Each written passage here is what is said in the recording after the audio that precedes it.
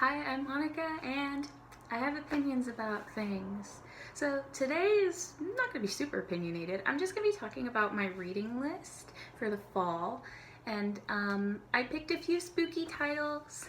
I picked a lot of Ray Bradbury, and I picked I picked one contemporary book that I'm really excited for because of who the author is. So I've actually gotten started on the first book already because I finished Solaris, and that's going to be a review soon because it needs to be talked about.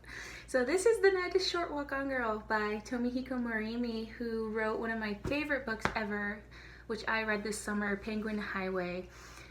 That's also going to be its own video because it's amazing. Now, I'm glad there was a buffer between the English language release of Penguin Highway and The Night is Short, because Penguin Highway is it's very whimsical, but it asks a lot of weighty questions in a whimsical way. So it's like, why do I exist?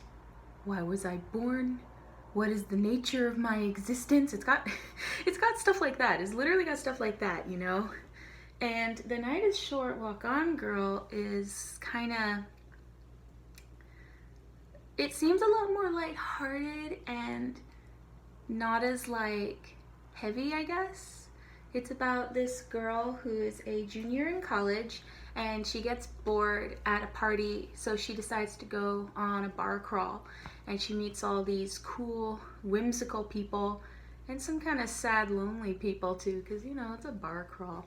And I'm like less than 100 pages in. I'm 42 pages in, and there's already some pretty wacky stuff going on. And it's I'm not sure if this is literally supernatural stuff happening, or if everybody's just drunk out of their minds and think it's supernatural stuff. But either way, it's looking like it's gonna be really good and fun, and I'm looking forward to reading more of it. So the next one on my list is a Ray Bradbury book.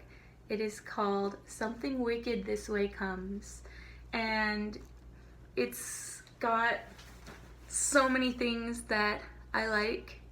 It's got my aesthetic. It's about some boys during the month of September, basically during fall, and there's this spooky carnival that comes into their small town in Illinois, and it's spooky. The carnival comes in before Halloween, and there's something sinister going on. I purposefully didn't do a lot of research on this book. I started to read it when I was about 12, but then, I don't know, I never finished it. So I kind of know a little bit about it, but I want to go in as blank as possible. That's why I'm kind of meandering around, because I don't really want to know.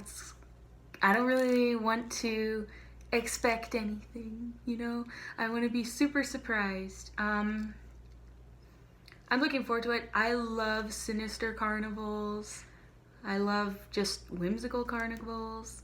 And I love Halloween in the month of October, so this is going to be fun. And it's very substantial, it's about 300 pages long. The next book is another Ray Bradbury one. I'm going to read this on the week of Halloween, no matter where I am in the list. And I'm in college, so I'm probably still going to be reading The Night is Short, Walk On Girl, if we're being honest. This is about some boys. I read this when I was a kid, and I really liked it, but it's been such a long time, I don't remember anything. Some boys who are going trick-or-treating one night, and they meet this weird, creepy, but in a good way guy, and their friend has been kidnapped by sinister forces, supernaturally. And so these boys, they team up with the creepy good guy, and they go on a journey through time and space, and they learn all about Halloween, and they're on a mission to rescue their friend. And it's legendary and cool, and there's this really sweet story. I can't remember if it was this book or The October Country, but my mom had the chance to go to a book signing by Ray Bradbury, and everyone else had really new shiny copies of the book. and she got kind of embarrassed when she reached the front of the line because hers was like one that she'd read before. It was like all tattered. But when she gets to the front of the line and he's about to sign her book, he goes, "Hey, this one's been read." And it's like that just like made my mom so happy, and I love that story so much. I'm pretty sure it was the Halloween tree, yeah, but that makes it kind of special. And now the third Ray Bradbury book on my list. Can you tell I like this author? The third Ray Bradbury book is Dandelion Wine, which isn't like October or Halloween themed, but it's like this town. It's basically like a fictionalized version of the author's childhood, and it's this town, and like vaguely supernatural magical things are happening over the summer, and it's like most of it is told about this boy Douglas, who's 12 years old. He's the main character. But it also like hops around to other people who live in the town as well. So it's like just kind of this little screenshot of an ambiguously supernatural town over one summer. And it also has a lot, it has a lot to say about like, you know, the relationship between summer and autumn. And dandelion wine is like a metaphor for like memories of summer that can like help you with like when you're sad during the cold winter months or something like that. I haven't read it. I've heard a lot about it. It's like loosely connected short stories. It's not like a novel, quote unquote. So I'm really excited to read this. So the next one is We Have Always Lived in the Castle by Shirley Jackson. I read The Haunting of Hill House and I really liked it. It was scary, it was surreal, but it was like subtle, and you didn't know if it was going on because the people were expecting the house to be creepy, or if it was literally haunting, or if it was just Eleanor being like, you know, consumed by the house. You don't know if it was real or not. It was really good. Oh shoot, I should have said spoiler alert for The Haunting of Hill House. Oh well. So this is another one of her most famous books, and it's about this young woman or teenager called Mary Catherine, but her nickname is Mary Cat, and she's kind of odd and eccentric, and she lives with her family, and she's like best friends with her older sister. Again, I didn't learn much about it because I want to be very surprised, but it's looking like it's another one of those kind of slow burner, spooky, ambiguous kind of things. I don't know if there's anything supernatural in this one or if it's just kind of like more of a mystery, but in either way, I'm very excited. And the cover looks really Tim Burton-y. That's cool. So the next one, the last two on my list are actually what we would call classics. I love classics. The only reason there aren't more of them on this list is because I have read all the ones that are interesting to me.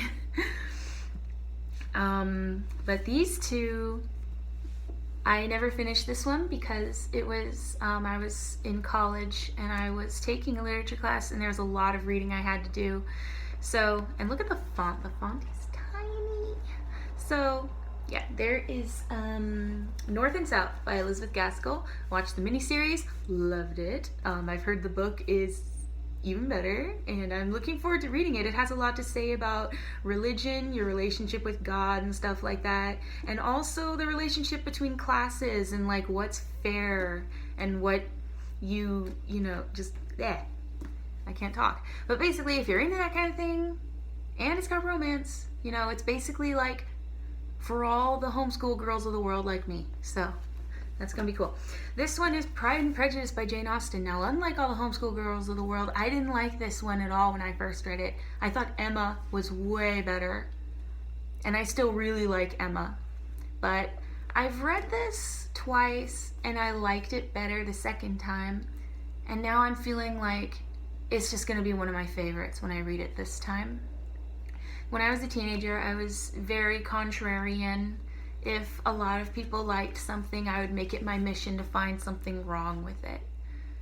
I'd like to think I'm a little more mature now, and just whenever I read a snippet of this book or see a bit of the movie or show, I just kind of smile because I love Lizzie Bennet. I love how funny and sarcastic she is and how passionate she is. And I like that, like all of Jane Austen's heroines, she makes mistakes and isn't allowed to just be right all the time. And I like that, you know, Mr. Darcy doesn't